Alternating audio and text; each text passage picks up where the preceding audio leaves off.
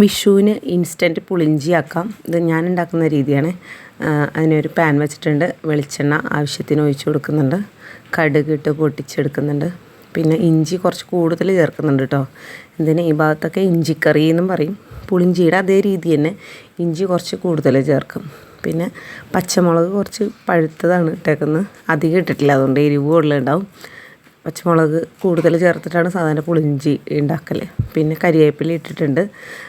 പിന്നെ മഞ്ഞൾപ്പൊടി, മുളക് പൊടി, കാശ്മീരി ചില്ലി പൗഡർ ഇട്ടിട്ടാണ് ഒരു കളറിന് വേണ്ടിയിട്ട് ഇട്ടിട്ടുണ്ട്. പിന്നെ ഇഞ്ചിയുടെ ആ ഒരു പച്ച കുത്തുണ്ടല്ലോ, അത് മാറണ വരെ നന്നായിട്ട് ഇളക്കി കൊടുക്കുക. ഒരു ചെറിയ കഷ്ണം കായം, പുളി, വാളംപുളി ഇതാ കുതിർത്ത് വെച്ചിട്ടുണ്ട് ഞാൻ. പിന്നെ വെല്ലം അല്ലെങ്കിൽ ശർക്കരയില്ലേ, അതൊരു കഷ്ണം ചേർക്കുന്നുണ്ട്. ഉപ്പ് ആവശ്യത്തിന്. നല്ലപോലെ ആ പുളിവെള്ളത്തിൽ ആ ഇഞ്ചിയുടെ കുത്ത് മാറിക്കഴിഞ്ഞിട്ട് ആ പുളിവെള്ളം ഒഴിച്ച് കൊടുക്കുക. എന്നിട്ട് ഇതുപോലെ ഇങ്ങനെ പത പോലെ വരും കേട്ടോ. ആ പത നിൽക്കണ വരെ നമ്മൾ ഒന്ന് തിളപ്പിച്ചെടുക്കാം. കുറേ ആക്കുന്നില്ല, വിഷുവിന് വേണ്ടിയിട്ട് കുറച്ചേ ആക്കുന്നുള്ളൂ. അത് ഇതുപോലെ കിട്ടും. കണ്ടോ, നല്ല ടേസ്റ്റി ആയിട്ടുള്ള പുളിഞ്ചി റെഡി ആയിട്ടുണ്ട്.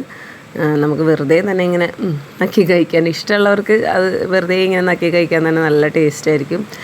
ഇൻസ്റ്റൻ്റായിട്ട് സദ്യക്കൊക്കെ, വിഷു, ഓണം, പിറന്നാൾ സദ്യക്കൊക്കെ നമുക്ക് ഇതുപോലെ ആക്കിയെടുക്കാം. എൻ്റെ ചാനൽ ഫസ്റ്റായിട്ട് കാണുന്നവർ ഒന്ന് സബ്സ്ക്രൈബ് ചെയ്ത് സപ്പോർട്ട് ചെയ്യണേ.